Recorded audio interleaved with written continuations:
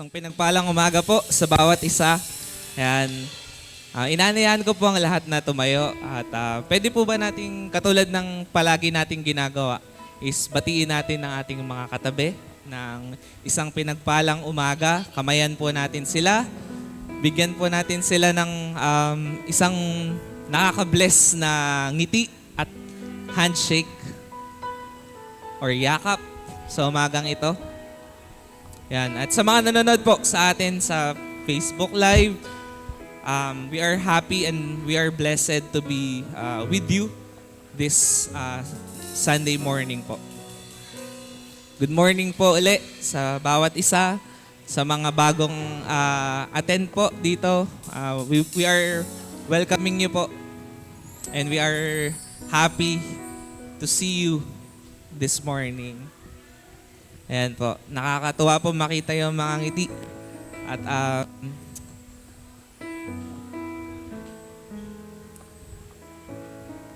ayan, salamat po sa Lord sa panibagong araw na ito.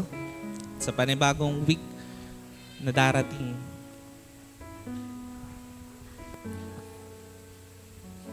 Sige po. Sa sandaling pong ito, patuloy po tayong makipag-ugnay sa ating Panginoon. At samahan niyo po ako sa palalangin sa umagang ito. Panginoon, maraming salamat po, Panginoon. Dahil kami po ay binigyan niyo uli ng pagkakataon na makapunta dito. May buhay muli kami, oh God, na kami may hininga muli, Panginoon.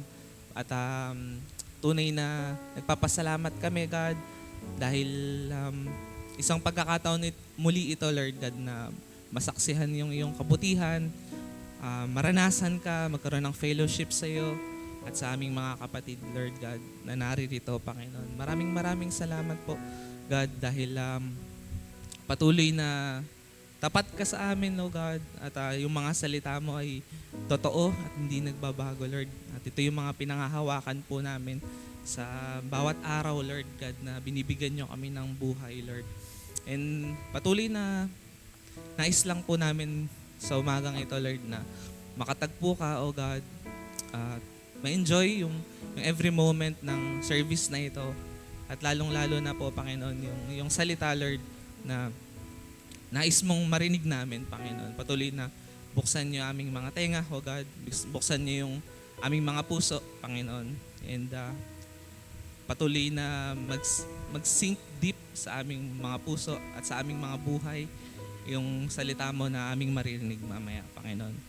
I pray also, God, for this service, yung buong kabuuan nito, Panginoon. Ikaw yung makita, ikaw yung madakila, Panginoon. Ang lahat ng mga gampanin ng bawat isa, Panginoon. Kahit yung makikinig, Panginoon, patuloy na dinadalangin po namin ito, Lord. And sa worship, God, sa mga songs na aming aawitin, Lord, maging declaration po ito, maging prayer namin ito, maging allegiance namin ito sa iyo, Panginoon. Dahil you deserve na awitan kung sa mga bagay na umaawit kami, Panginoon. How much more sa iyo, God, na aming Diyos at karapat dapat na bigyan ng awit, Panginoon. Kaya, Lord, yung joy na binibigay mo sa amin, Lord, panghawakan namin to ngayong umaga, Lord God. Ang every lyrics, Lord, nang babanggitin namin, Panginoon, ay talagang maging totoo at ma-declare talaga sa aming mga buhay, Lord. Maraming salamat po, Panginoon. Kulang ang mga salita na aming binabanggit sa kabutihan mo sa amin, sa lahat ng ginagawa mo noon, ngayon, at gagawin mo pa. Patuloy na magtitiwala kami sa iyo, O God, at nagpapasalamat kami, Lord, dahil patuloy kang kumakaugnay sa amin at panghawakan nyo nga po kami, Lord. At nawa, maging desire ka lagi ng aming buhay, Lord. Salamat po, Panginoon. At patuloy na yung aming puso't isipan, Lord, ay linisin mo, God, upang ma-feel pa ito, Panginoon, ng mga salita mo, ng yung pag-ibig, Panginoon, upang yun yung mabigay din namin, Panginoon, sa iba. Salamat, God, at we are really happy, we are really blessed in this place, oh God. And we acknowledge you in this place, oh God. You are the Lord of this place, oh God. And let your Spirit move, oh God, in this place. In the mighty name of our Son, Jesus Christ, we pray. Amen and amen. Yan po. Pwede ba palakpakan natin ang Panginoon sa umagang ito? Yung pinakamalakas pong palakpak na kaya natin ibigay. Hallelujah! Hallelujah! Yes, God. Kaya sa umagang ito po, patuloy po nating ibigay yung nararapat sa Panginoon. Awitan po natin siya.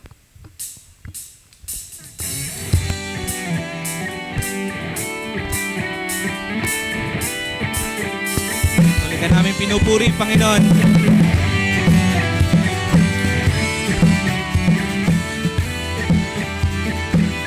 Sing for the praises of man. I will never ever stand. For the kingdoms of this world, I'll never give my heart away. Shout my praise, my allegiance and devotion. My heart's desire, desire and only emotion. Go to serve the man who died upon that tree. Come on, we sing. Only a God like you. Only a God like you could be worthy of my praise and all my hope and faith. So only a King of all kings, yes, Jesus, we bow my knee and sing. Give my everything. Only a God like you could be worthy of my praise and all my hope and faith. To only a King of all kings do I bow my knee and say, give my everything. To only my Maker, my Father, my Savior, Redeemer, Restorer, Rebuilder, Rewarder. To only a God like you do I give my praise.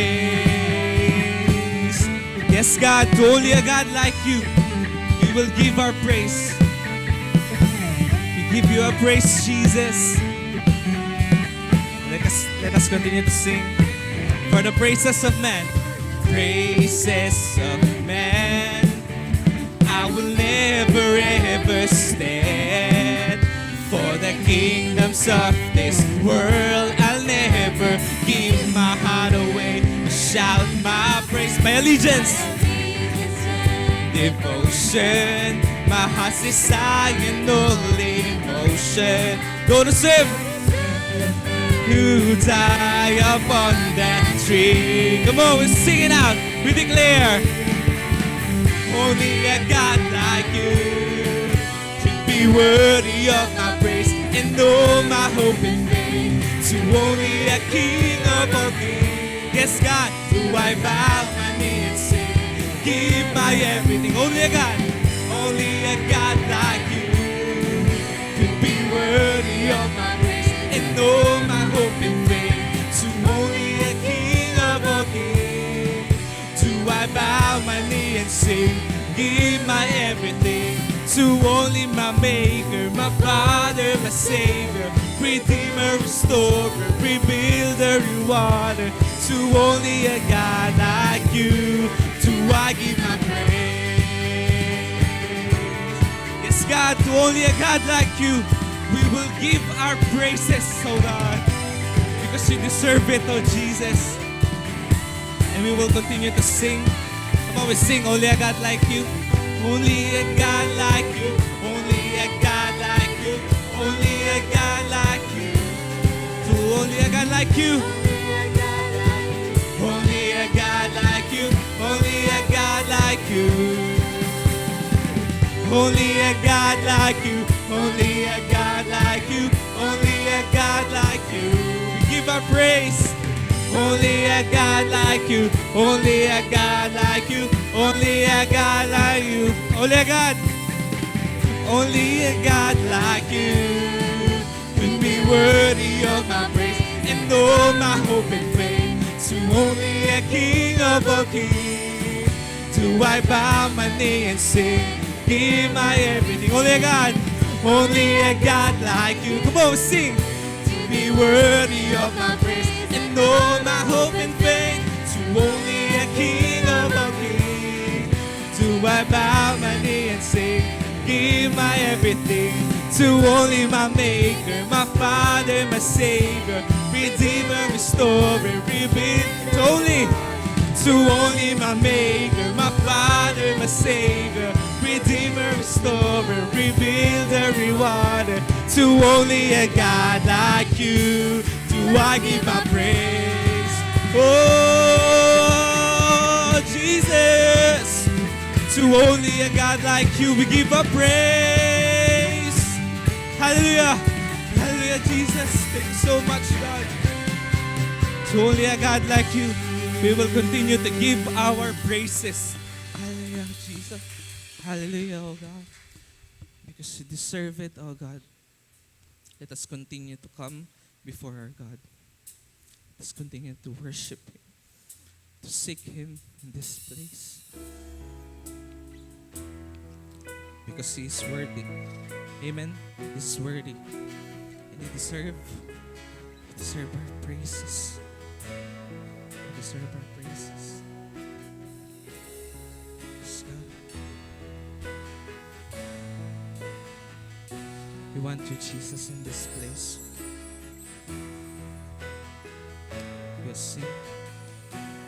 It was my cross you bore. It was my cross you bore, so I could live in the freedom you died for.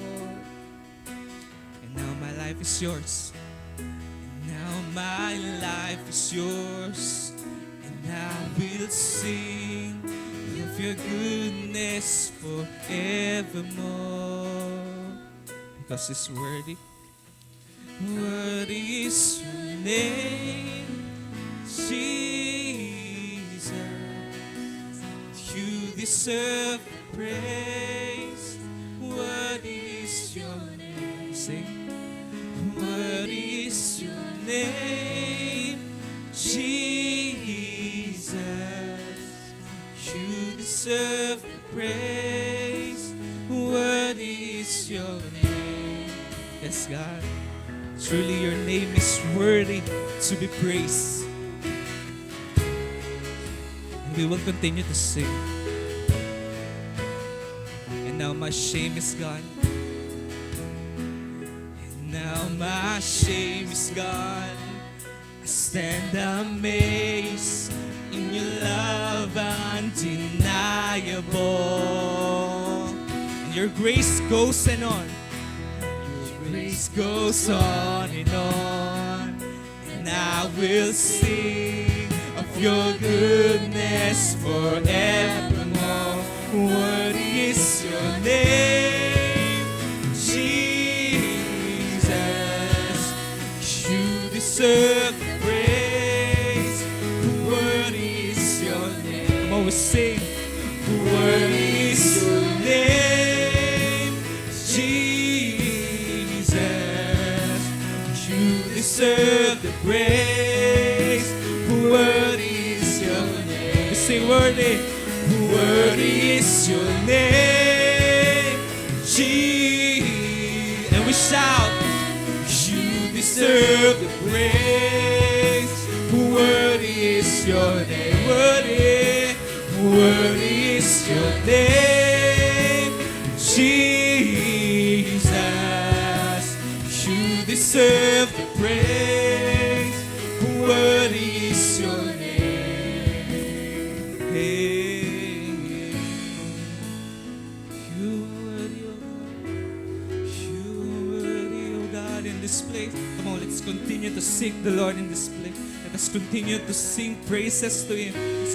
Let's continue to seek Him with all our hearts in this place. Hallelujah, oh God. You are here, oh God. We will continue to sing praises to Him. And we declare, be exalted now. Be exalted now in the heavens as your glory fills this. Yes, God. You alone deserve our praise. You're the name above all names. Come on, we sing. Be exalted now in the heavens as your glory fills this place. You deserve. You alone deserve our praise. You're the name above all. Come on, we sing. Be exalted now in the heavens. Yes, God, as your glory fills this place. You You alone deserve our praise. You're the name above. Be exalted. Be exalted now in the heavens as your glory fills this place. You alone deserve our praise.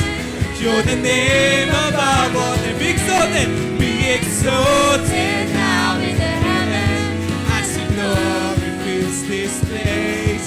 You alone deserve our praise. You're the name above all. Be exalted, exalted now in the heaven as your glory fills this place. You alone deserve our praise. You're the name above all names.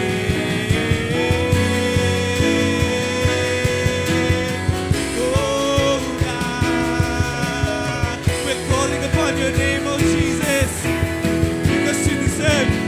Worthy is your name, Jesus. Come on, we sing. You deserve the praise. Worthy is your name. We declare, worthy is your name, Jesus. You deserve the praise.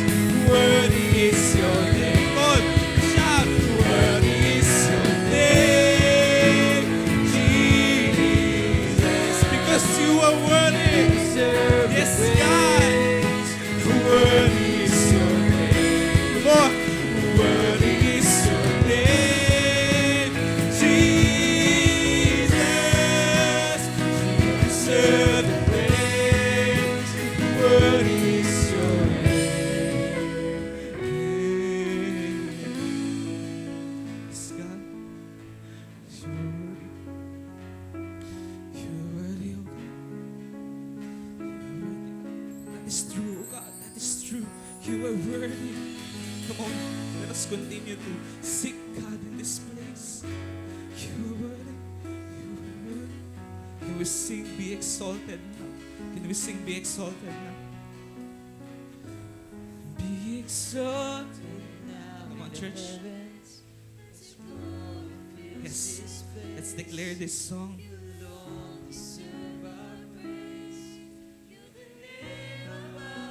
Let's sing it out. Yes, God, please.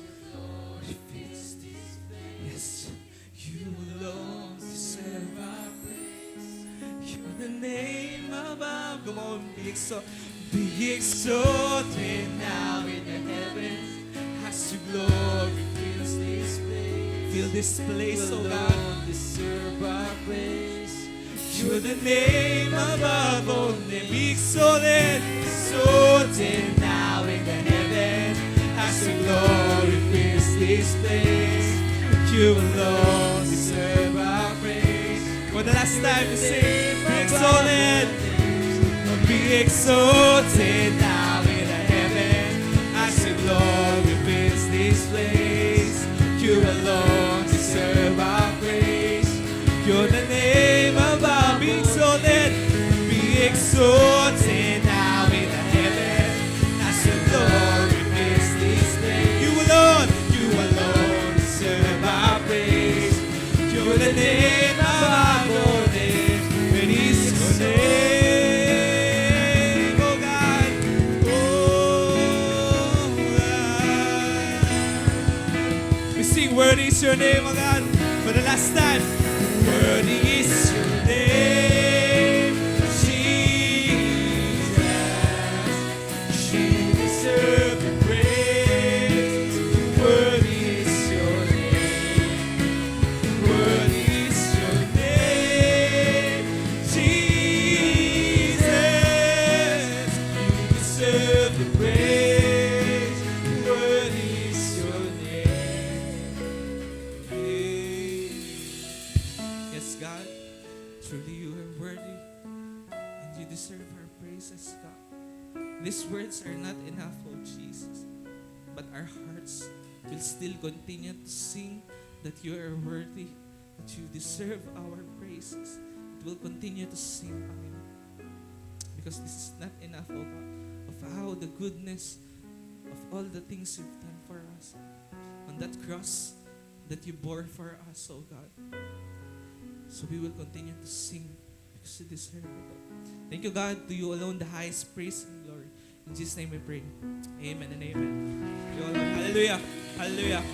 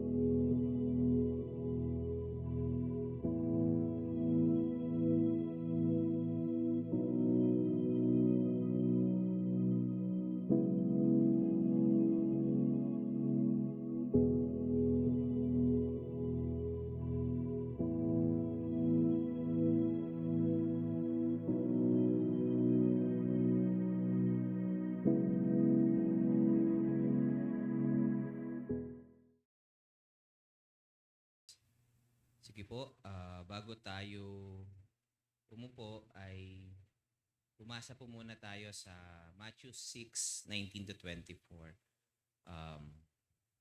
Alright.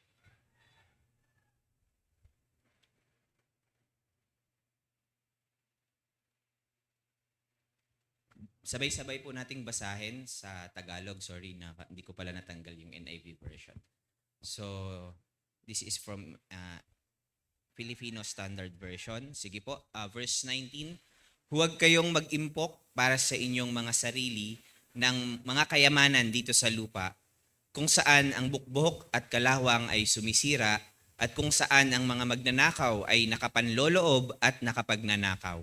Sa halip ay mag-impok kayo para sa inyong sarili ng mga kayamanan sa langit, kung saan ang bukbok at ang kalawang ay hindi nakakapanira, at kung saan ang mga magnanakaw ay hindi nakapanloloob at nakapagnanakaw.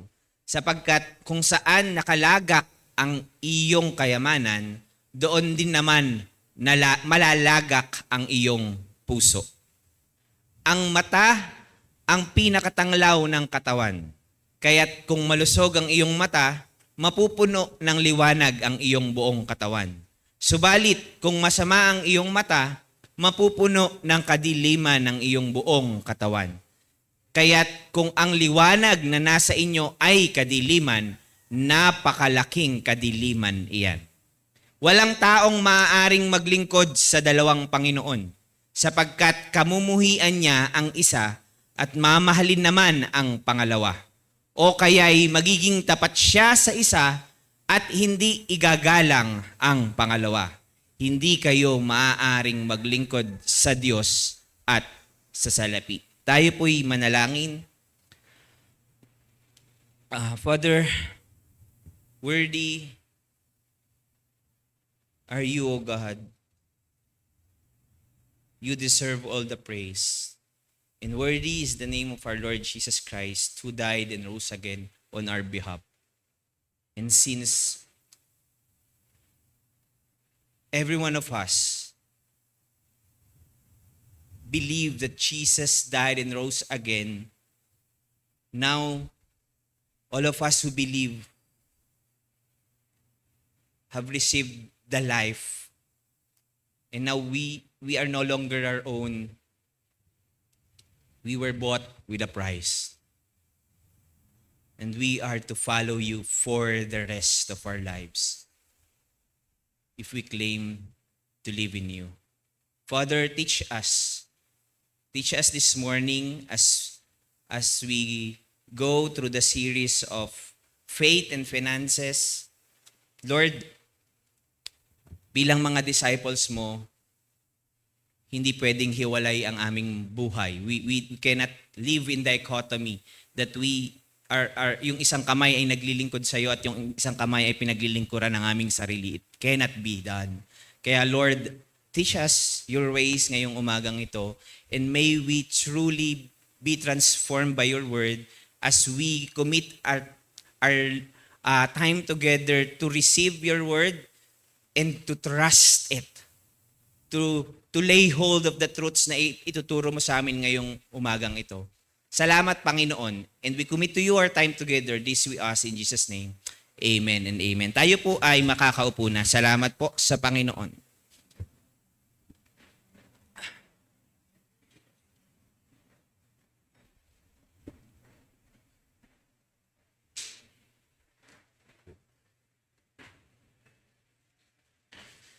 So, tayo po ay nasa series ng faith and finances.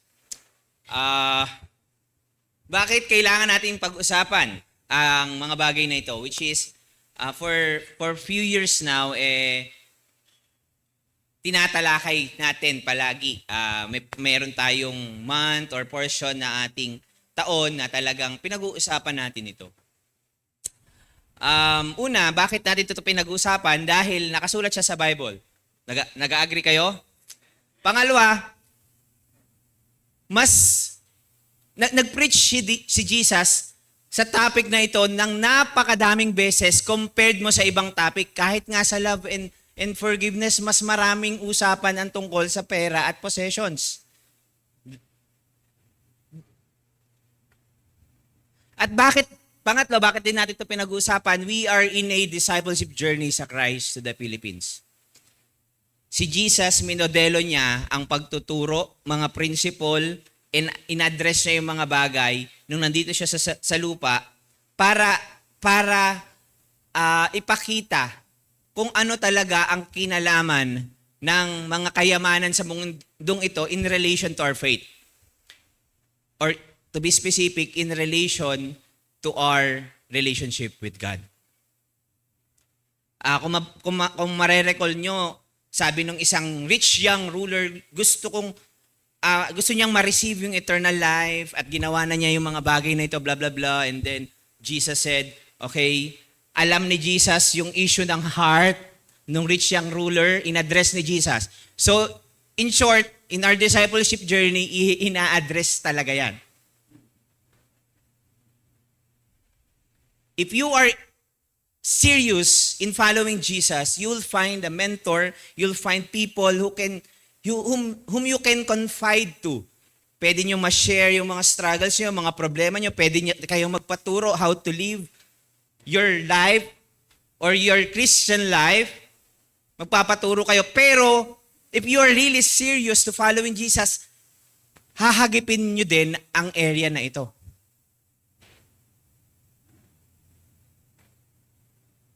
I need a mentor. I need someone who can listen to me para masabi ko yung lahat ng aking saloobin and problema. Pero wag na wag mong itatouch yung patungkol dito. That's not discipleship. Ibig sabihin nun, you're not ready to surrender everything to the Lord. At makikita natin, bakit napakahalaga nito, di ba? Napakasela na topic dahil in reality, talaga namang may mga leaders na umaabuso ng mga katuroang ito. Pero napaka-importanting topic dahil dito natin makikita ano talaga yung relationship ng mga bagay na ito sa relationship natin kay Christ. Nabanggit last week, ang title ay Faith That Gives. Pag tinanong ko kayong lahat, do you believe in God? Madaling sabihin, the demons believe and nanginginig pa sila. But the real question of faith is, do you trust God? That's the real test. Do you trust Him? Because faith is trust, not just an intellectual assent. I believe in God. Yes, He is the Savior. Yes, He is my provider. But do you trust Him with everything? Yun ang totoong test. And to trust is to surrender. When you trust God, you give. First, wholly to the Lord. And then makikita sa buong buhay natin, bawat aspeto nito, if we truly believe. If we truly believe. Anong problema last week, di ba? Cain and Abel, pares naman silang nagbigay. Actually, wala namang problema kung tutuusin kung ang pag-uusapan is yung gift ni Cain. First fruit. And then, yung pinakamagandang lamb naman ang binigay ni Abel. Pero sinabi ni John na hindi ang problema is yung offering. Ang problema, sabi ni John, is yung puso ni ni Cain. Because his heart is evil continually. Why did he murder Abel? Hindi lang dahil talagang nagselos siya or hindi lang dahil talagang parang nainggit siya. Bakit niya tinanggapin? Hindi siya nagreklamo doon. Dahil ang kondisyon ng puso ni Cain ay talagang malayo sa Diyos. Inireveal lang ng Diyos. Lumabas lang yung totoong nasa puso. Kaya, mga kapatid, ilabas na natin ngayon kaysa ang Diyos ang maglabas. Nakukuha niyo po ang point ko. Let's be real right now. Kaysa ang Diyos pa ang maglabas. Tines ng Panginoon si Cain and Abel. Pinakita ng Diyos kung ano talaga ang laman ng puso ni Cain at ni Abel. Ang laman ng puso ni Abel, pananampalataya. Ang laman ng puso ni Cain, evil continually because he don't trust the Lord. Pero nagawa siya, ha? Ginawa niya yung offering, ginawa niya lahat. But again, God always look at the heart. When we talk about faith and finances, we are really talking about your heart. At yun po ang pupuntahin natin ngayong umagang ito. So, ilabas natin ang ating mga wallet. Hindi, joke lang. Sino may mga wallet dito? Or e-wallet. Wow, iba na ngayon eh. Alam mo na, high-tech na daw. E-wallet na. Diba? Marami diyang, marami diyang walang pera sa wallet. Kaya pag nagbabayad, may GCash ba kayo?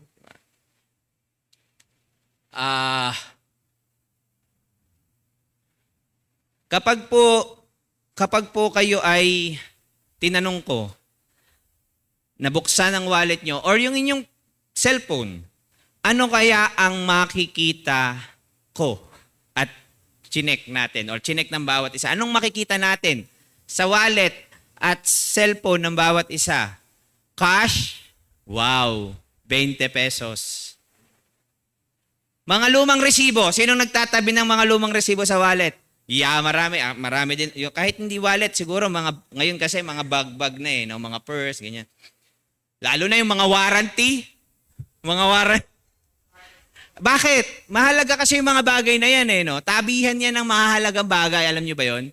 Yung mga wallet natin, andyan yung mga lisensya, andyan yung mga sinong nagtatabi ng picture ng kanilang mahal sa buhay.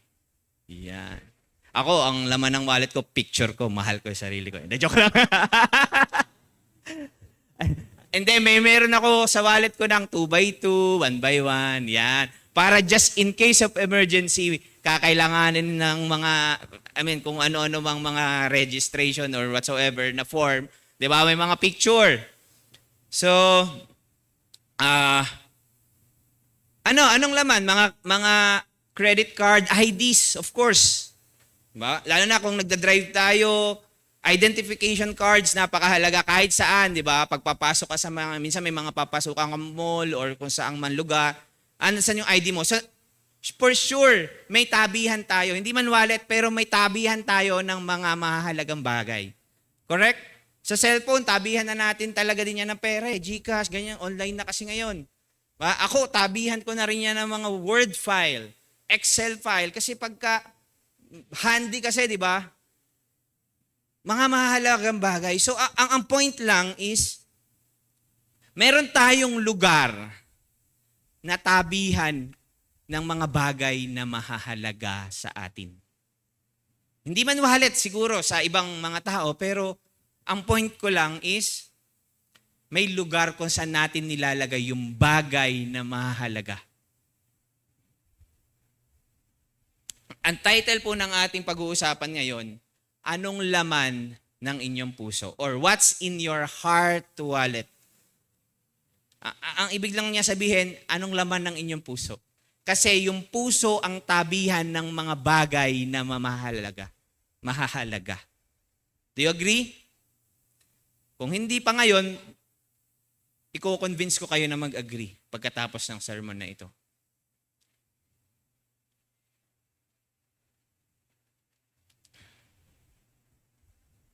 I-imagine natin sa oras na ito na yung puso natin parang wallet.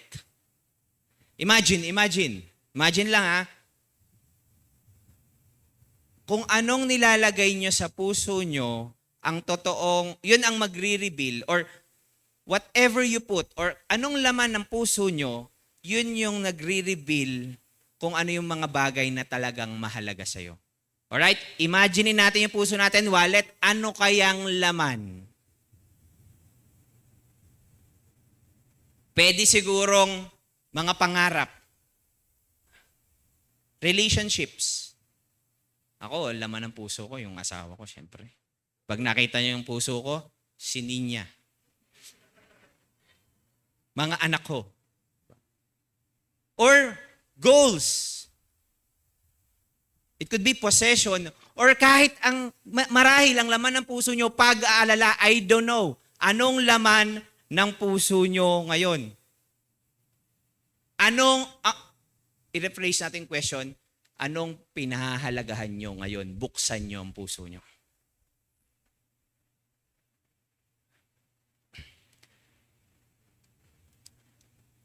Your heart wallet is where you keep what matters most to you. Yung puso nyo, dyan nakalagay yung talagang pinakamahalaga sa inyo. Andiyan kaya si Jesus? Your mind may tell it, pero titingnan natin ngayong umagang ito, paano natin talaga maa-assess kung anong laman ng puso natin. Your mind may tell, I want to put Jesus. I want to put Jesus in the proper place in my heart. Your mind may tell you that, but is He really there? So ang main idea ng ating pag-uusapan ngayong umagang ito ay ito lang. So paulit-ulit itong lalabas sa sermon na ito. Your heart wallet will always reveal your treasure, focus, and master. Yung puso mo or yung, paano ba tatagalogin yung heart wallet? Ang hirap ha. lagayan sa puso mo ang talagang magpapakita ng iyong kayamanan, focus, tinitingnan, ibig sabihin, doon nakasentro yung mind mo at kung sino talaga ang master ng buhay mo. So para malaman natin kung ano talagang laman ng heart wallet natin, kailangan din muna nating malaman ano nga ba ang treasure ko, nasaan ang aking mga bagay na pinahalagan, ano ba talaga yung focus ko, at sino yung master ko. Kapag nasagot natin yan, then malalaman natin na ito talaga ang laman ng puso ko. Are you ready ngayong umagang ito? Malaman, marami tayong parang magte-treasure hunting tayo, no? Ang title, question, tapos ang mga points, question. So, where's your treasure? What's your focus? Who's your master? So that you would know what's inside your heart wallet. Ready? Are you ready? Okay, point number 1, where's your treasure? So yung Matthew 6:19-24, just for a brief background, si Jesus ay nasa kalagitnaan ng preaching niya or ng sermon niya doon sa Sermon on the Mount, doon sa yung Matthew 5-7 ay yung listahan ng preaching ni Jesus doon sa bundok. At ang dami niyang mga topics. So, yung Matthew chapter 5, ina-address ni Jesus ay patungkol sa giving, praying, and fasting. Pero anong ina-address niya? Yung pagbibigay, pagpe-pray, at pagpa-fast privately. Na napakahalaga yung ano ba talaga yung motive, bakit tayo dapat nagpe-pray, nagpa-fast. So in-address ni Jesus yung maling mga motibo ng paggawa ng mga magagandang bagay. Tapos, in Matthew chapter 7 or 6-7, ito na yon, pinag-uusapan dito patungkol sa God's provision and anxiety, yung anxiety about worry. Ibig sabihin, ang team ng chapter 6 is about kingdom priorities versus earthly concerns. So yan po, nasa si Jesus. Kaya kung si Jesus pinreach ang mga bagay na to, we will be faithful to preach about this. Alright? So, basahin na natin yung ating text. Verse 19-21 po muna tayo. Binasa natin kanina sa English. Sa Tagalog ngayon, babasahin natin sa English. Do not store up for yourselves treasures on earth, where moths and vermin destroy, and where thieves break in and steal. But store up for yourselves treasures in heaven, where moth and vermin do not destroy, and where thieves do not break in and steal. For where your treasure is, there your heart will be also. Ulitin natin sa Tagalog, huwag mag-impok para sa inyong mga sarili ng mga kayamanan dito sa lupa kung saan ang mga bukbok at kalawang ay sumisira at kung saan ang mga magnanakaw ay nakapanloloob at nakapagnanakaw. Sa halip ay mag-impok kayo para sa inyong sarili ng mga kayamanan sa langit kung saan ang bukbok at ang kalawang ay hindi nakakapanira at kung saan ang mga magnanakaw ay hindi nakakapanloob at nakakapagnakaw. Sapagkat kung nasaan nakalagak ang iyong kayamanan, doon din naman malalagak ang iyong puso. Question. Ito bang passage na to ay nagdi-discourage na wag na kayong mag-save? Sabi kasi ng verse, do not store up. Or sa Tagalog, wag kayong mag-impok ng kayamanan. So wag na kayong maglagay ng pera sa bangko, ubusin nyo na kada sweldo nyo. Without the context, without the main point, magkakamali lagi tayo ng application.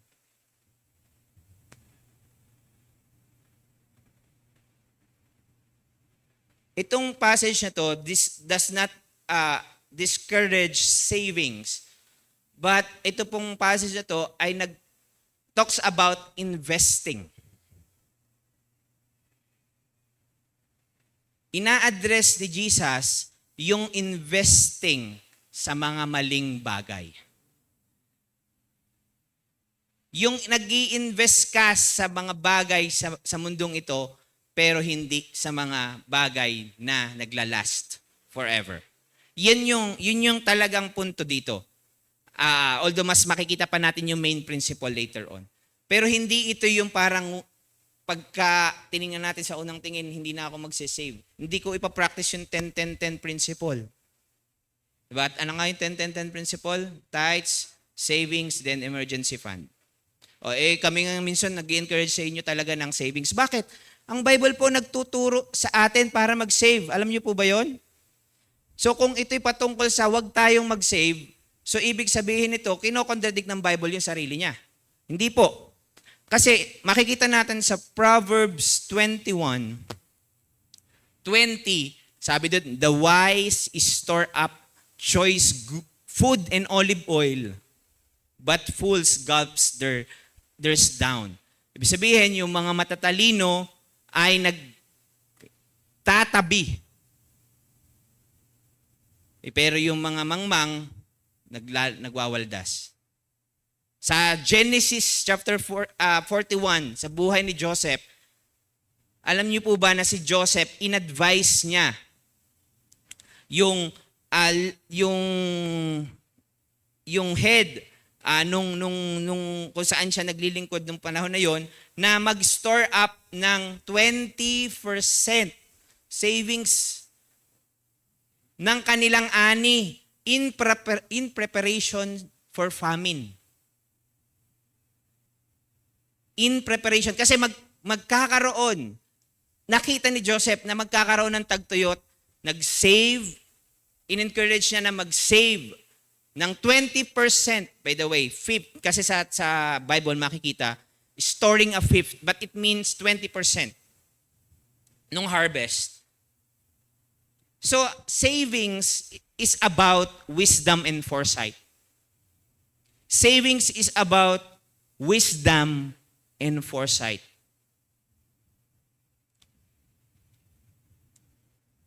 Since age 23 years old or 22 years old po ako, nagsimula na ako maliliit, konti-konti.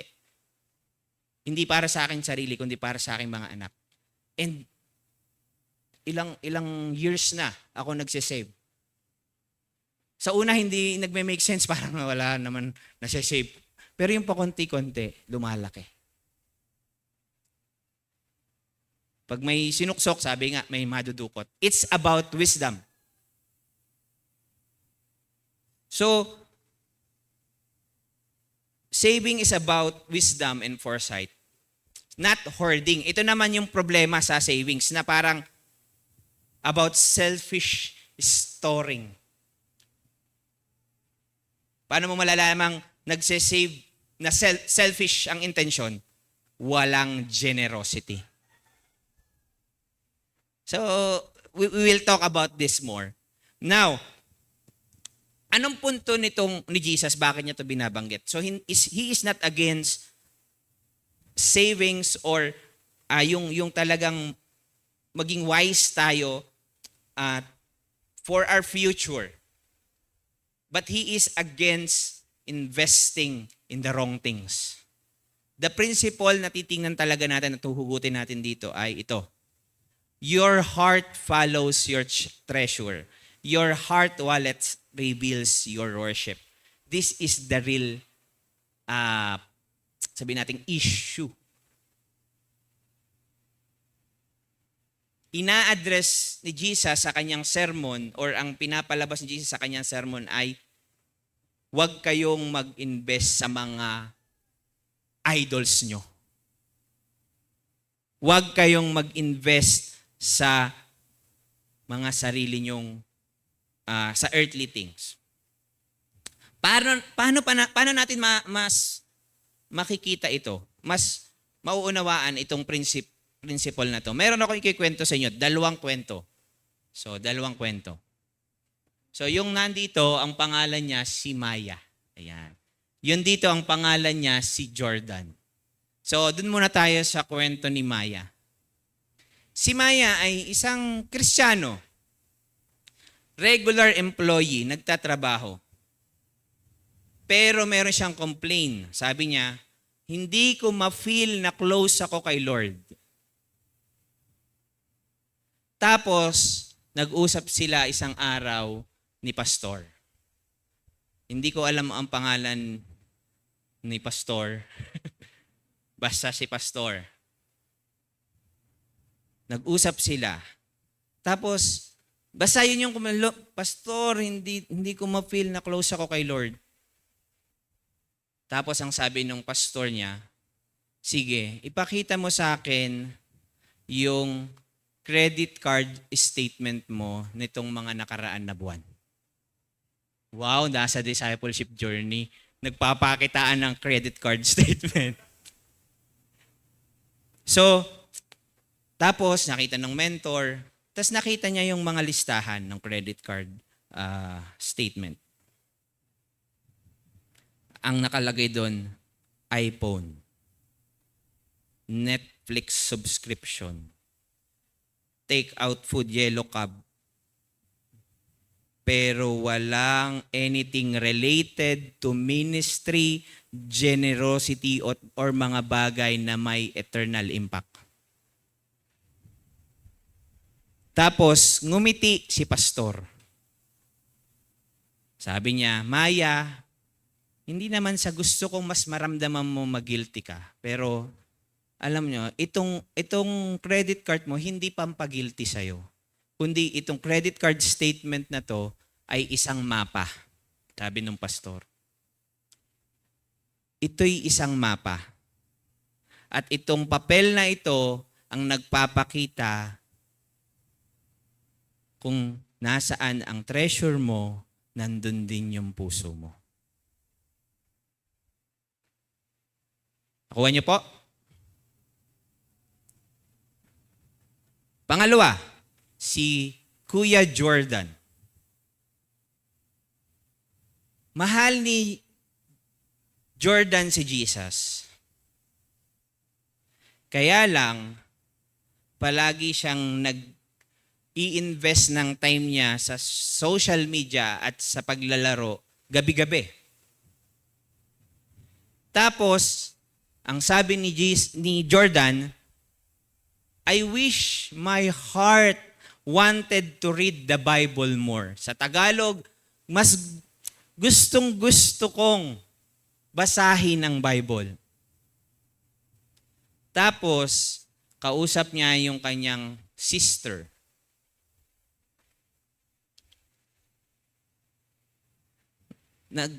Nagsalita yung kanyang kapatid. Sabi niya, yung puso mo ay sumusunod kung saan ka nag-i-invest. Kung ang time mo, kung precious yung time mo, kung pinahalagan mo, yung time mo ay yung treasure mo, saan ka nagde-deposit. So, sa English, your heart follows your investment. So, if your time is your treasure, where are you depositing it? Or saan mo ginagamit yung oras mo? In short, your heart follows what you value. Ulitin ko, your heart follows what you value. Sa Tagalog, yung puso mo ay sumusunod lang sa mga bagay na pinapahalagahan mo. That's the point.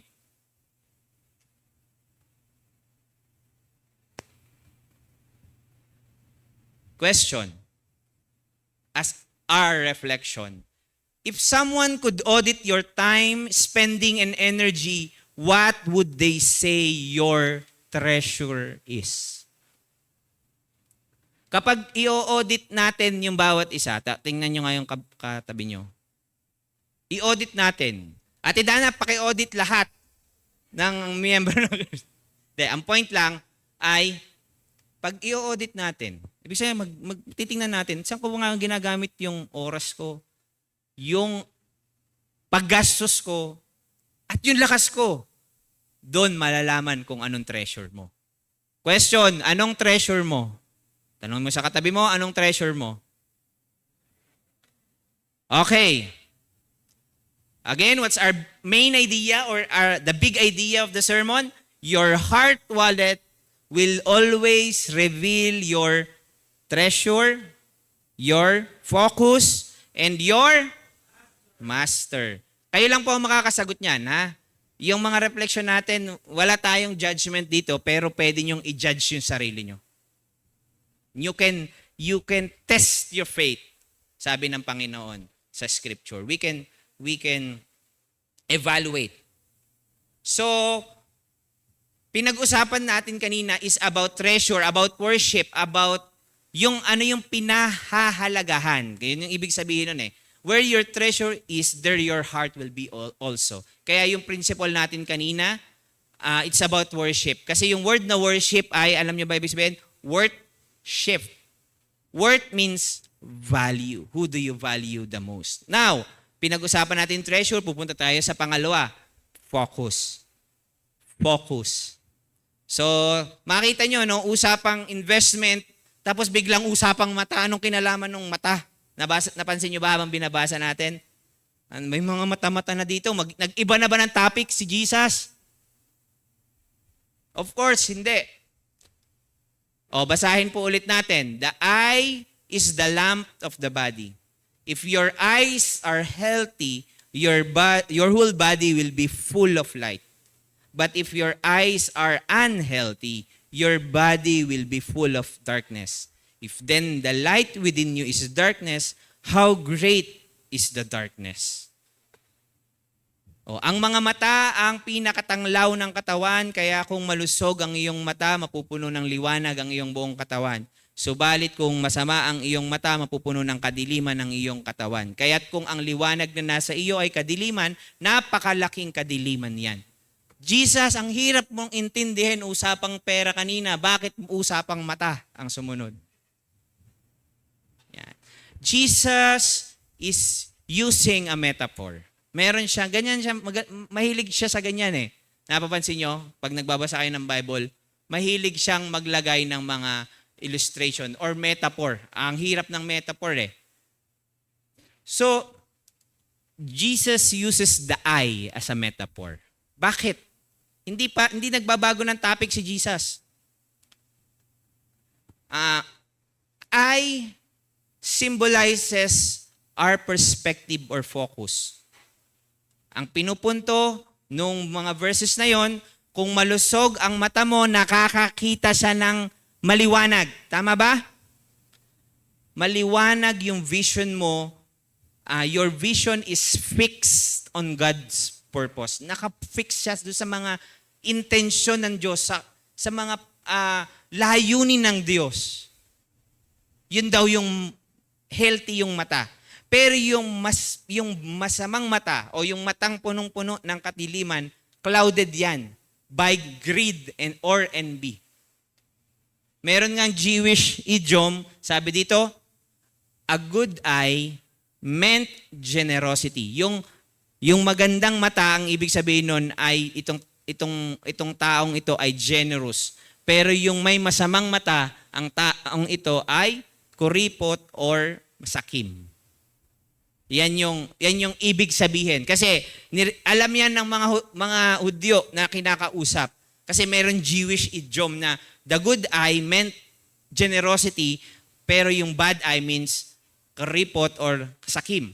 So, Jesus is using the metaphor to make a point. So, ito lang yung point. Your focus, your eye, your focus, saan ka nakafocus? Generosity or greediness or selfishness or materialism. Because ang sinasabi din Jesus dito, your focus shapes your life. Your focus shapes your life. Kung saan ka nakafocus, doon patakbo or doon ang direksyon ng buhay mo. Kaya kung gusto nyong malaman kung saan ang direksyon ng buhay ng isang tao, tingnan mo kung saan ang focus niya. Ma-observe nyo anong priority niya, anong nasa mind niya, anong nasa heart niya, anong desires niya, anong pinaglalagakan niya ng mga bagay. Ibig sabihin, yun yung focus niya. So sabi dito, open eyes, Bukas na mata, nakakakita, bukas din ang palad. Saradong mata, walang makita, sarado din ang palad. Iyan po yung pinupunto dito. Nakuha niyo po? So, what principle can we derive from these verses? What you fix your eyes on grows in your life. Kung saan nakatutok ang buhay mo, yun ang lumalago sa'yo. Nakuha niyo po? Alam niyo po, ako alam na alam po ito ng aking misis at ng mga malapit sa buhay ko. At nakikwento ko rin sa aking mga D-group member. Ako napakahilig ko po, ang favorite hobby ko is to breed pets. I mean, not just to have pets, but to breed pets. Pag nakafocus ako doon, I tell you, dadami yan. Nag-alaga po ako mga fancy birds, pinadami ko yan. Iba't iba. Pinadami ko din yung isda. Nakita. Kasi minsan nagdi-D-group, nagulat sila, wala naman kaming isda, tapos isang buwan, dumating yung punong-puno ng aquarium yung bahay namin. Pag na-focus kasi ako doon, parang, alam mo yun, focus na focus talaga ako. Pero, pinapaalala lagi ng Diyos, okay, tama na. Nakakapagod, ang dami na nila. Tama na lahat yan. May focus nga pala ako. Pastor nga pala ako. But my point is, yung focus mo, nandun lahat talaga yung energy mo. I tell you.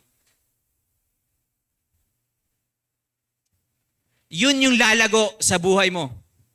So no wonder, kahit gustuhin mong lumago sa iyong pag-unawa sa Bible, pagbabasa ng Bible, lumalim sa kaugnayan sa Diyos, sa ministry, maging fruitful, ang pinakamahalagang tanong, saan ka ba talaga nakafocus? If you are not focused, even though you are participating but you are not focused, there will never be fruitfulness. Hello? Are you with me? What you fix your eyes on grows in your life.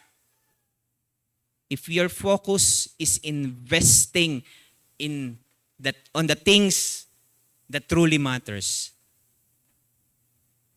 it will grow in your life. Imagine niyo, just to have some illustration. Sino ba na po dito yung nakaranas na yung sobrang dilim sa kwarto or sa isang lugar, tapos nakababad ka sa cellphone ng matagal na panahon? Yung liwanag lang ng cellphone yung na nakikita mo, siguro mga 15, 30, or 1 hour. Tapos biglang binuksan yung ilaw. Anong unang reaksyon ng mata? Pipikit. Sakit. Diba? Na-experience na yun. Na-experience na yun. O kahit TV lang. Tapos biglang, boom, biglang lumiwanag. Napapapikit ka. Tama?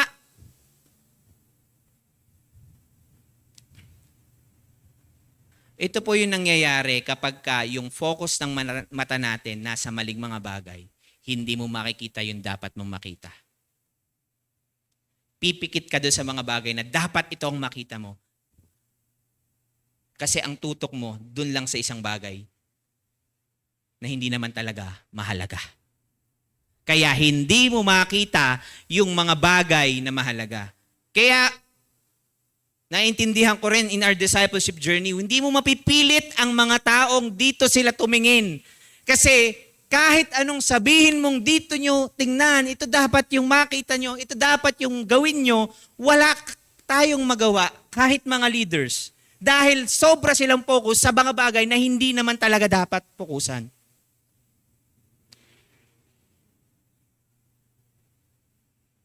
Unless that person really opened his or her eyes to the things of God, we cannot grow. So, focus feeds your future. Kung saan ka nakafocus, ito yung magdidikta ng iyong kinabukasan. Choose what to nourish. Sa Tagalog, yung iyong binibigyan ng pagpapahalaga o ng focus, ng tingin, papalago sa iyo kinabukasan. Ngayon, anong kinabukasan ang gusto mo? Yun ang inorish mo ngayon. Hello? So, reflect. Let's reflect sa point number 2. Is your focus on what God wants you to see or on what the Word says you need? Ang focus mo ba ay yung itong gustong ipakita ng Diyos pero nahihirapan ka kasi ang sinasabi ng mundo, ito kailangan mo to, kailangan mo to, kailangan mo to. We need to have a fixed focus. We cannot focus on many things. So, again, the big idea of our sermon, your heart wallet will always reveal your treasure, your focus, and pupunta tayo sa pangatlo, your master. Who is your master?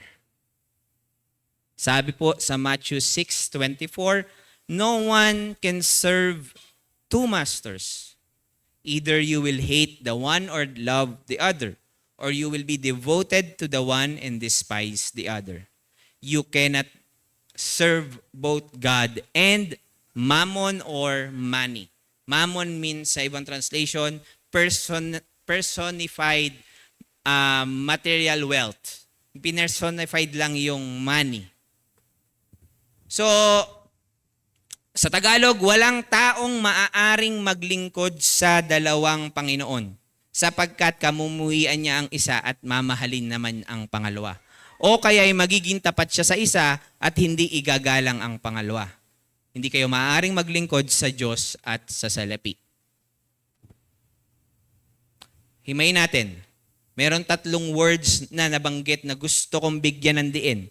Sabi dito, no one can serve two masters. So, sa ibang translation, you cannot serve both, you cannot serve two masters. So, titingnan natin yun. You cannot serve two masters. So, yung word na cannot, yung serve, at saka master, tingnan natin ng mas malalim pa. Sabi dun sa word na you cannot or no one can serve or no one cannot. From the Greek word dynaste is, ibig sabihin nito, cannot is absolute, no loopholes. Ibig sabihin, hindi ang nakasulat, you may not, you should not, hindi siya parang hindi ka binibigyan ng option or pinamimili. You may not or you shouldn't serve two masters. Hindi Ang sabi ng scripture, you cannot. Ano ibig sabihin nun? Walang loophole, hindi pwede. Ang tawag ko dyan, the impossibility.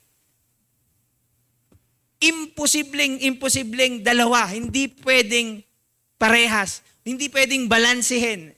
Nakukuha niyo po, yung word na cannot, ibig sabihin, wala siyang option na balansihin. Hindi. Ang ibig sabihin nito, hindi talaga pwede. Nakukuha niyo po? Yun po yung word.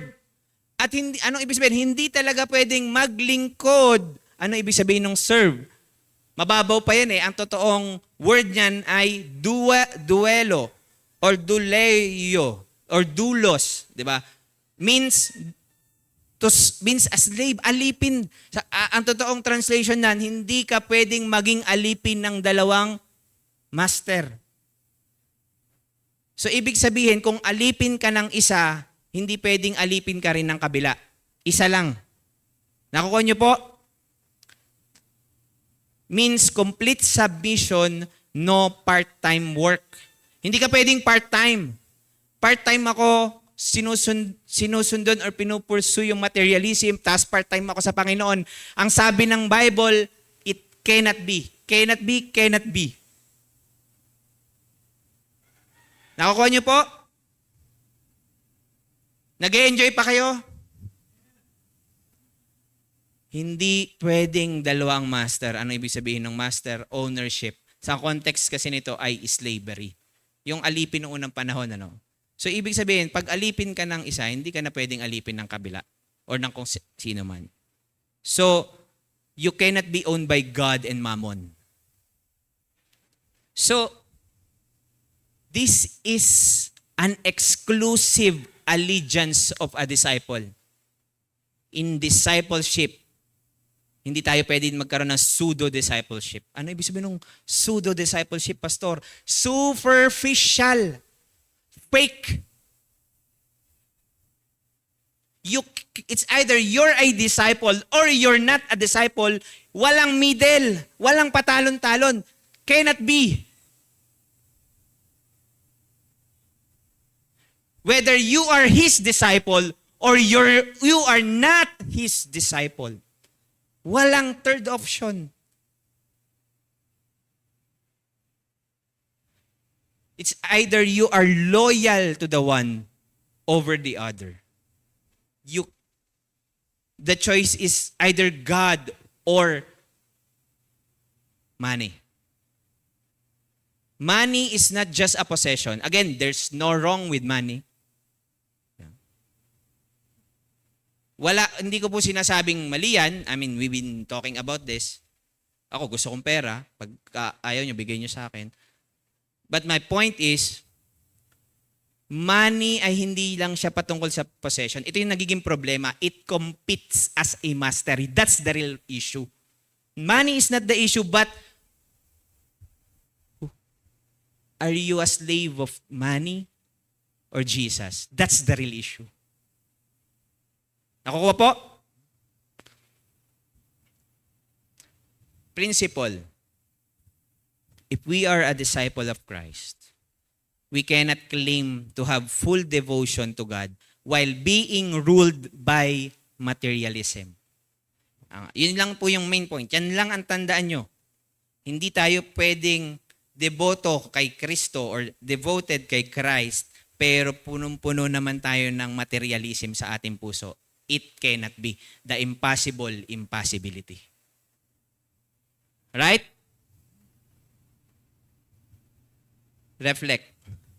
When God's word and financial security collide, which one wins in our decisions? Ito ang sinasabi ng Panginoon. Kaya nag-struggle ka sa area, lalo na ng financial security. Di ba? I mean, sino bang hindi nag-struggle dyan? Ako, inaamin ko po, palagi ako nag-struggle. Hipokrito ako pag sinabi kong hindi ako nag-struggle. But the ultimate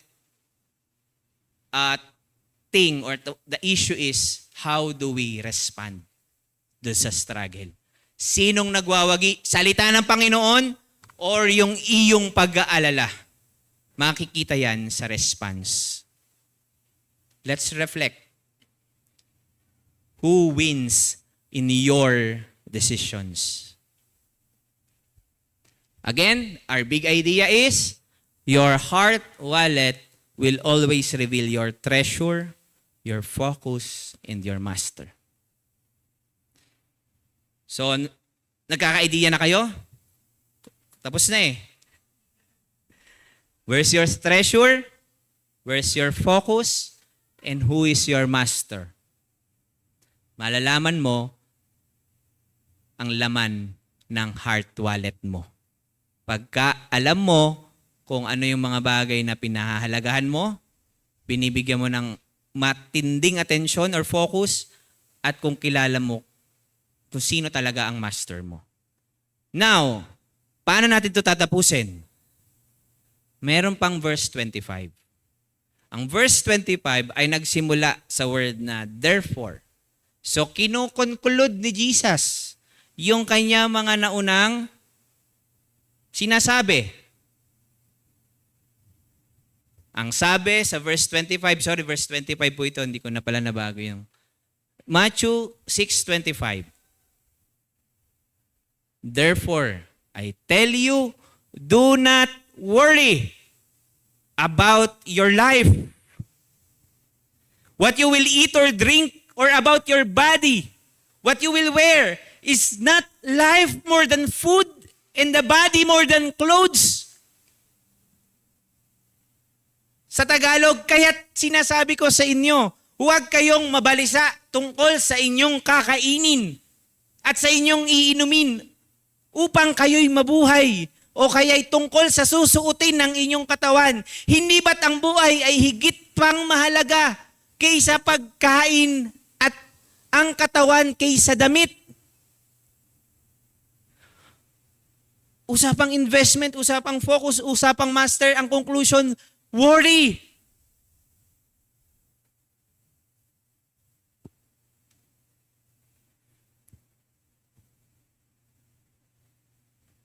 Again, ang team natin is faith and finances.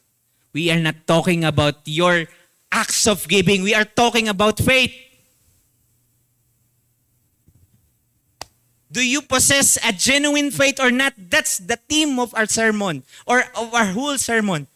Hindi ito po tungkol sa nagtatides ka ba o hindi ka ba nagtatides. Ang totoong issue natin dito is, do you really trust Him?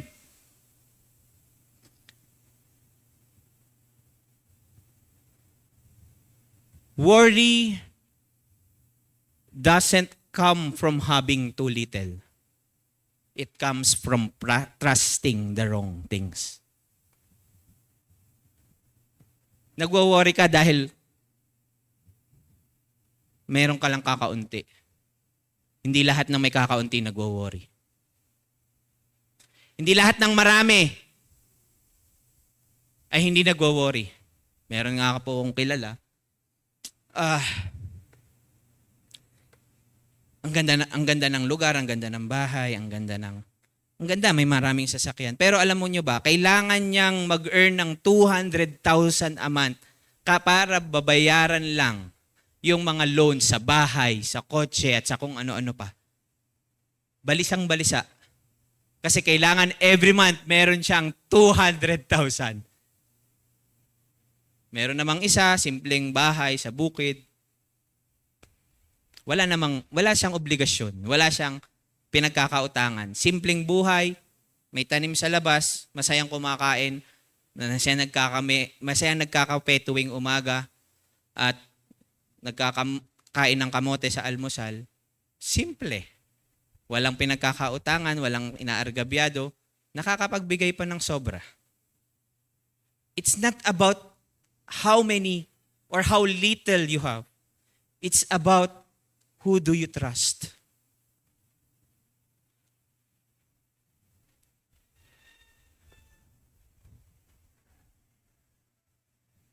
If Jesus is your treasure, your focus, and your master, your heart is free from anxiety. All of us ay merong mga pinangangambahan. Tama ba? Lagi akong nangangamba. Hindi ako banal. Hindi ako nagpapakabanal sa inyong harapan. Palagi ako may pangamba. This year nga, sabi ko, Lord, I'm so excited to what you have in store for me this year. Anong mga gagampanan ko, anong magiging role ko, saan kami pupunta as a church. Excited ako for the year. And then during February, nitong nakaraang February, ang aking isang anak na-diagnose ng guttate psoriasis. And Lord, bakit ngayon pa? Ang dami kong iniisip, ang dami kong plano, ang dami kong gustong gawin, ang dami kong kailangang atenan at bigyan ng atensyon. Lord, bakit ngayon pa?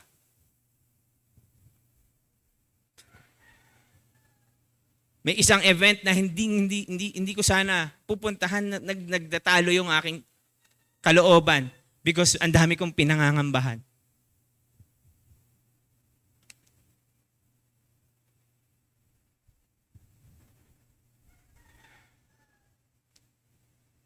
But the Lord comforted me. Napatunayan ko na kung sino ako noon pa man. And I can testify to you how great is our God.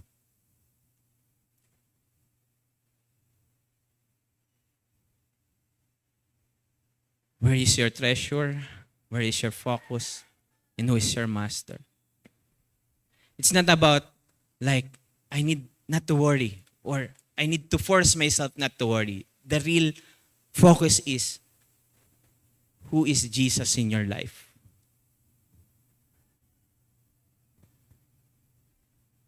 By the grace of God,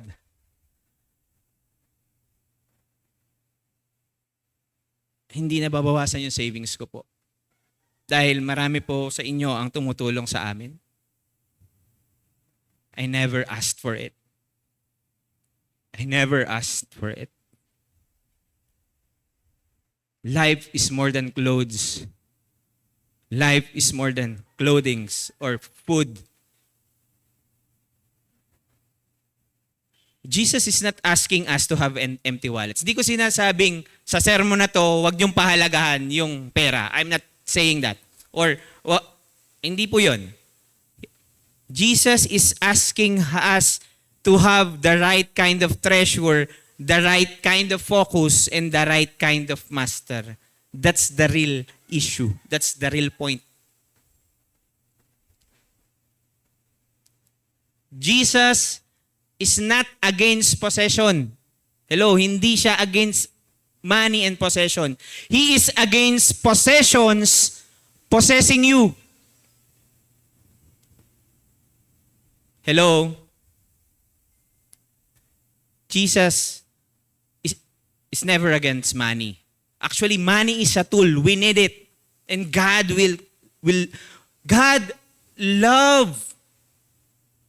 God loves to provide everything para sa ating mga buhay. He wants to do it. He's not against that. But He is against money, possessions, materialisms possessing you. God is a jealous God.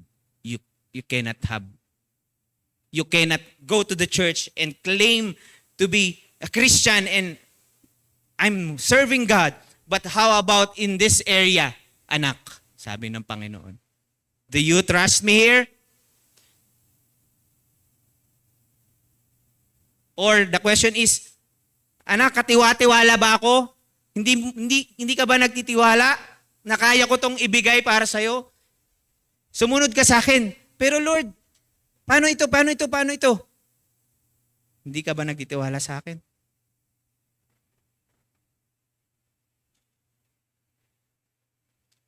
Usapang faith po tayo. So how to apply? As we end our sermon, let's audit our heart wallet. Paano? I-ask nyo on a regular basis.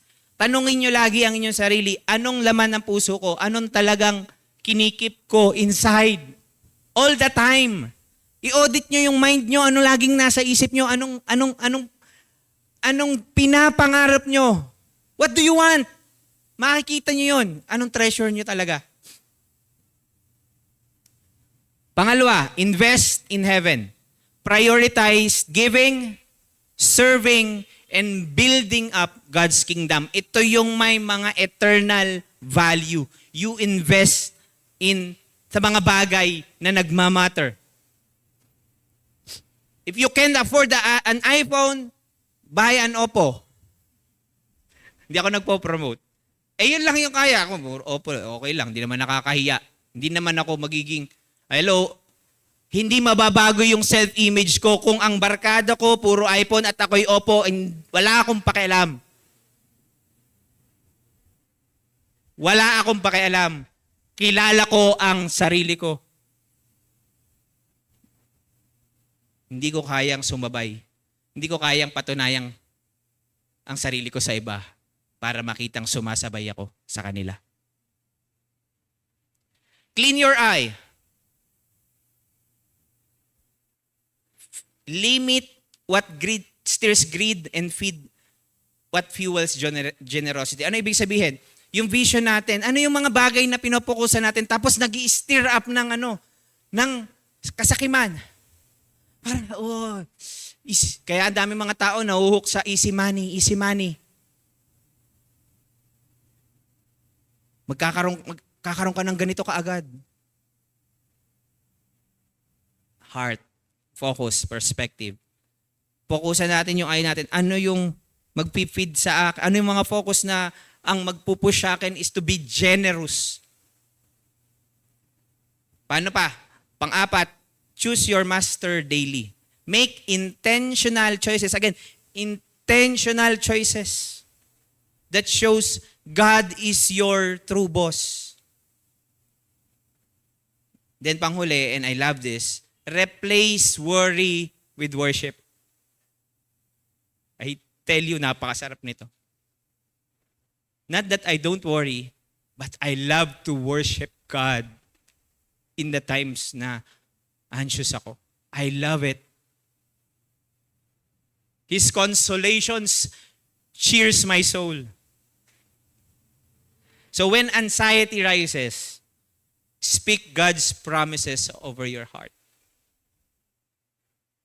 If you do not know God, if you do not know His word, if you do not know His promises, it's hard to speak His word over and over again. So lahat ay tumayo. And let's continue to reflect. What is in our heart wallet?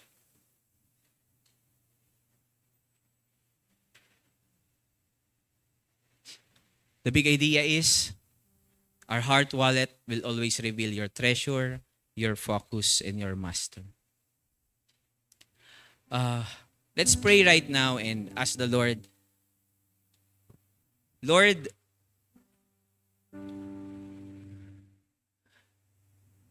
search me, O God. Search me, O God. Let me know if there is anything, any evil thoughts, any impure thoughts within it. Lord, search us.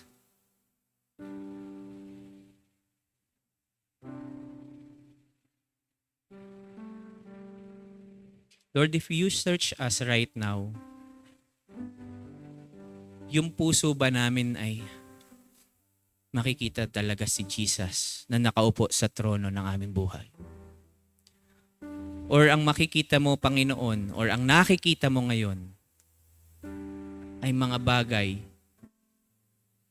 na aming pinag-aalala. Lord, patawarin mo kami, Panginoon. Patawarin mo kami if we continue to live in unbelief. Patawarin niyo kami if we don't trust you sa maraming mga bagay.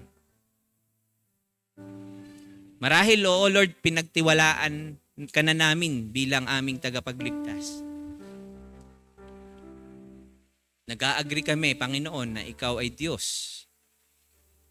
Pero yung buhay namin is hindi talaga totally surrendered sa iyo. Lord, alam mo, Panginoon, hindi namin ikaw maloloko. Pwede naming maloko ang bawat isa, pero hindi ka namin maloloko, Panginoon. Hindi namin pwedeng takpan ng mga ministry works at mabubuting gawa yung totoong kalagayan ng aming mga puso kasi kitang-kita mo lahat ito. Kaya Lord, kung punong-puno ng worry ang aming puso, palitan mo ito ng puso na totoong nagtitiwala sa iyo. Lord, we trust that you love us. And we trust that you care for us. Lord, pinapakain mo kami sa iyong mga palad. At nung una pa, pinapakain mo kami. Lord, makita namin yun every day. And may we have a heart of contentment that you are enough and more than enough.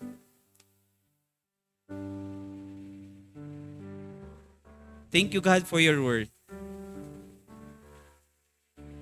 You promise us that if we go and make disciples, you are always with us.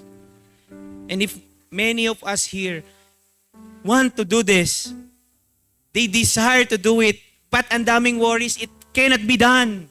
Discipleship cannot be done with people whose hearts are full of worries and doubts. You want people of faith. And you want faithful people. And Lord, make us one. We trust your authority, as you said. As Jesus said, all authority on heaven and on earth has been given to me. We trust the authority of Christ over our lives. And now we follow Him. Even ang buhay ay magkakaroon ng punong-puno ng pag-alala. We will choose to trust Him. Thank you, God. Because you are worthy of our trust and confidence. You care for us.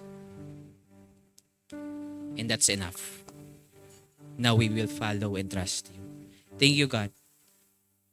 We commit once again everything. You are our treasure. You are our focus. And you are our master. This is our commitment today. In Jesus' name, amen and amen. Patuloy natin na palakpakan ng ating Panginoon sa message nating na-receive ngayong umagang ito. May tanong lang po ako sa inyo lahat. Parang, sino po dito yung na-achieve nila yung mga gusto nilang bilhin? Pwede patas po yung kamay. Material things. But does it really satisfy you? Parang na-satisfy po ba kayo ng mga bagay na yun? Kaya mga shopping nyo, Lazada, gano'n. Or achievements po. Promotions, sa mga student, mga naging honor or mga high, ang tawag dun po? With high honor, parang gano'n. Pero does it really satisfy you? Hindi po, di ba? May void pa rin sa heart natin na hindi nasasatisfy ng earthly treasure or anumang achievement dito sa mundong to. So ngayon po, narinig natin sino ba talaga yung pinaka kailangan natin, ng puso natin. And samahan niyo po ako awitin to. At can we sing this song with a cry for God, desperation for God na siya lang talaga yung kailangan natin. Siya yung treasure ng puso natin na pinaka magsasatisfy sa atin. Sige po, patuloy natin awitin. Give me Jesus. Patuloy natin kaugnayin ng ating Panginoon sa umagang ito. Sing this song with all our hearts. Oh, Jesus, we come. Sing, I don't want anything but you. I don't want anything but you. You're more than every dream come true. All of the things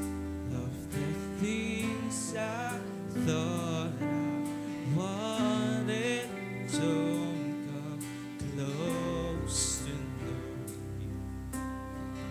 Now that I'm yours, and you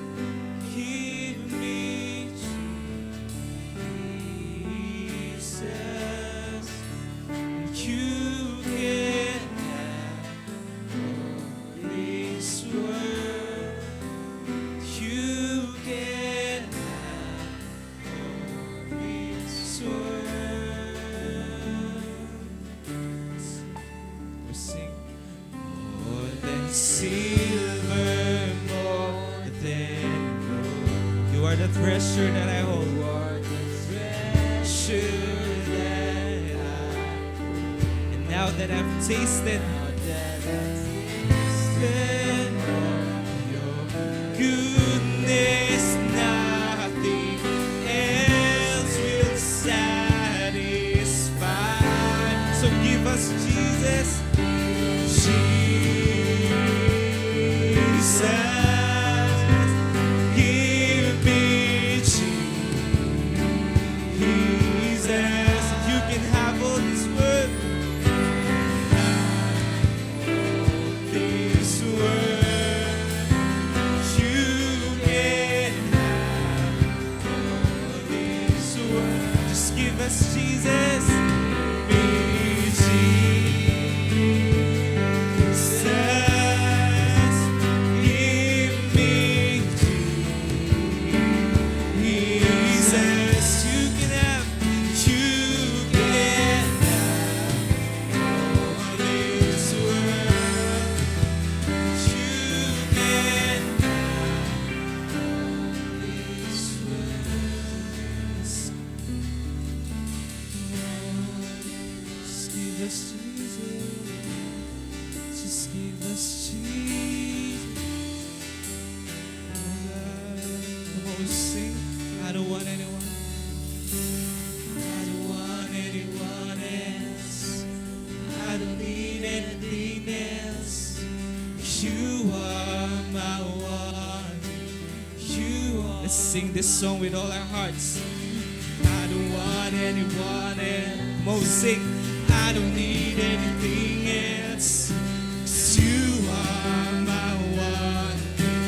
You are my one. I don't want anyone else.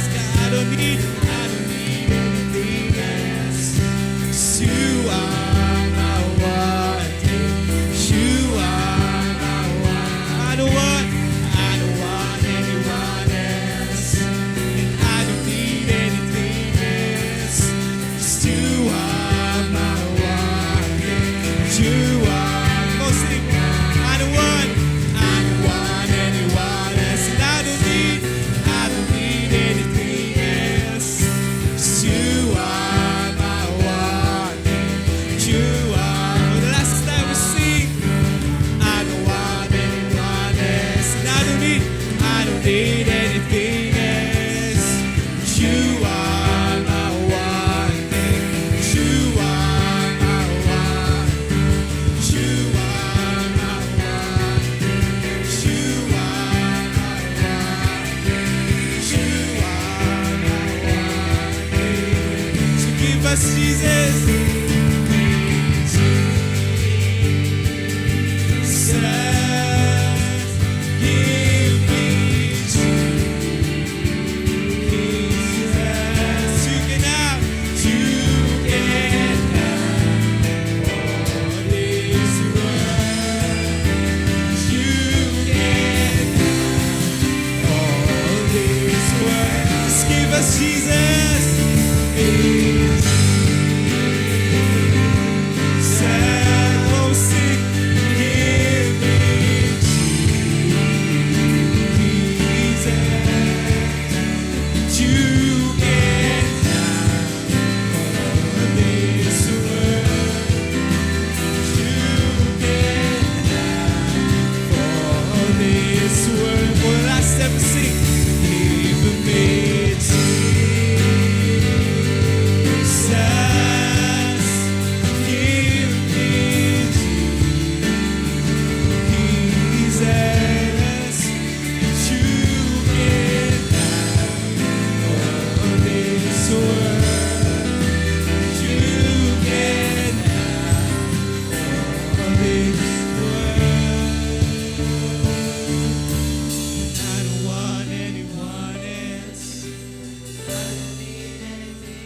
Yes, God, 'cause you are one thing.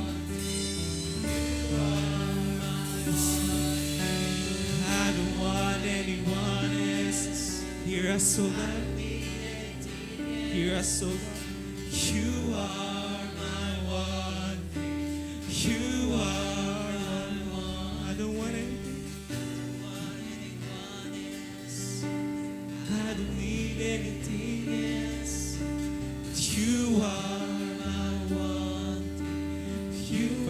I don't want anything. I don't want anyone else. I don't need anything else. You are my one thing. You are my one thing. Yes, God. Lord, that is true. That is true. We don't need anything else because sapat na, Panginoon. You are really enough. And you are the only one that can really satisfy the holes in our hearts. Our pleasure cannot satisfy us. Our materialism, mga bagay na gusto naming makamit, cannot really satisfy our hearts. It is you alone, God. So help us to put our faith only on you, even though in this area of our lives, in our finances, Panginoon, we struggle, God. That's true. But you teach us the faith. You teach us that faith and help us, God, to really experience that faith on you so that we can sing that we only really need you, Jesus, in our life, Panginoon. Maraming salamat. We will continue to praise you. We will continue to lift your name. In Jesus' name we pray. Amen. Amen. Tayo po. Let's close in benediction. Now to Him who is able to do immeasurably more than all we ask or imagine, according to the power that is at work within us, to Him be the glory in the church and in Christ Jesus throughout all generations, forever and ever. Everybody says, Amen and amen.